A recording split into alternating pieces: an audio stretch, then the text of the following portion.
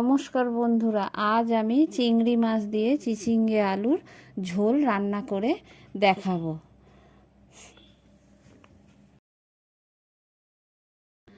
চিংড়ি মাছ দিয়ে চিচিঙ্গের ঝোল করার জন্য আমি বড় সাইজের চিংড়ি মাছ নিয়ে ভালো করে বেছে ধুয়ে নিয়েছি। লবণ আর হলুদ দিয়ে দিলাম, দিয়ে ভালো করে মাছে লবণ হলুদটা আমি মাখিয়ে নেব। লবণ হলুদ ভালো করে মাখিয়ে নিয়েছি। এদিকে আমি চিচিঙ্গে বড় বড় করে কেটে নিয়েছি, কেটে ধুয়ে রেখেছি। আর নিয়ে নিয়েছি আলুও কেটে ভালো করে ধুয়ে নিয়েছি। আর মশলা নিয়ে নিয়েছি কয়েক টুকরো আদা, বড় বড় করে পেঁয়াজ কেটে নিয়েছি, আর পাকা লঙ্কা নিয়ে নিয়েছি। আদা আর পাকা লঙ্কাটা আমি শিলে পেস্ট করে নেব। আর কড়াইয়ে সরিষার তেল গরম করতে দিয়ে দিয়েছি চিচিঙ্গেগুলো দিয়ে চিচিঙ্গেটা ভালো করে নেড়ে চেড়ে আমি ভেজে নেব। খুন্তি দিয়ে প্রথমে নেড়ে চেড়ে নিলাম, নিয়ে দিয়ে দিলাম লবণ, দিয়ে আবারও আমি নেড়ে চেড়ে নেব খুন্তি দিয়ে। এইভাবে আমি বেশ কিছুক্ষণ ধরে চিচিঙ্গেটা ভেজে নেব। খুব ভালো করে চিচিঙ্গে ভাজা হয়ে গেছে, এবার আমি তুলে নেব। এই দেখুন কত সুন্দরভাবে ভেজে নিয়েছি। চিচিঙ্গে ভাজা নামিয়ে নিয়েছি।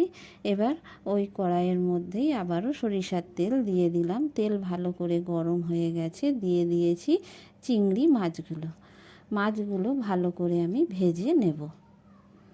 মাছগুলো ভেজে তুলে নেব। খুব ভালো করে মাছ ভাজা হয়ে গেছে, এবার আমি তুলে নিয়েছি। ওই তেলের মধ্যেই দিয়ে দিলাম ফোড়নে কালো জিরে আর একটা শুকনো লঙ্কা দিয়ে খুব ভালো করে ফোড়নটা ভেজে নেব। নিয়ে আমি এবার দিয়ে দেব কেটে রাখা আলুগুলো দিয়ে দিয়েছি। দিয়ে খুন্তি দিয়ে একটু নেড়ে চেড়ে নিলাম, নিয়ে দিয়ে দিলাম লবণ, দিয়ে আবারও একটু নেড়ে চেড়ে নিচ্ছি খুন্তি দিয়ে। নিয়ে এবার কেটে রাখা পেঁয়াজগুলো দিয়ে দিয়েছি। পেঁয়াজগুলো একটু বড় বড় করেই কেটে নিয়েছি। ছোট ছোট করে কাটলে আলুর সাথে পেঁয়াজ ভাজতে গেলে পুড়ে যাবে পেঁয়াজ। ঢাকা দিয়ে দিয়েছিলাম, ঢাকা খুলে নিয়েছি।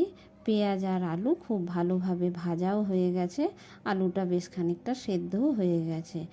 ওই বেটে রাখা আদা আর পাকা লঙ্কাটা দিয়ে হলুদ দিয়ে দিয়েছি, দিয়ে মশলাটা একটু আমি কষিয়ে নিচ্ছি। ভালো করে আদাটা আমি ভেজে নিচ্ছি সবজির সাথে, যাতে কাঁচা গন্ধটা চলে যায়। এবার দিয়ে দিলাম সামান্য একটু জিরে গুঁড়ো আর সামান্য একটু ধনের গুঁড়ো, দিয়ে একটু জল দিয়ে দিলাম। গুঁড়ো মশলা তো জল না দিলে কষানোর সময় পুড়ে যেতে পারে, তাই একটু জল দিয়ে আমি মশলাটা একটু কষিয়ে নিচ্ছি। খুব ভালো করে মশলা কষিয়ে নিয়ে এবার দিয়ে দিলাম ভেজে রাখা চিংড়ি মাছ আর চিচিঙ্গেটাও, দিয়ে আবারও আমি মশলার সাথে ভালো করে কষিয়ে নিচ্ছি। খুব ভালো করে কষিয়ে নিয়ে এবার দিয়ে দেব আমি পরিমাণ মতো জল দিয়ে দিলাম।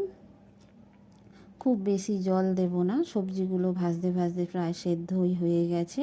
আর এটা খুব বেশি ঝোলও হবে না, গা মাখা মাখা হবে, তাই অল্প জল দিয়েছি। চিংড়ি মাছটাও আমি দিয়ে দিয়েছি। চিংড়ি মাছ তরকারির সাথে যত ফুটবে স্বাদ তত ভালো হবে।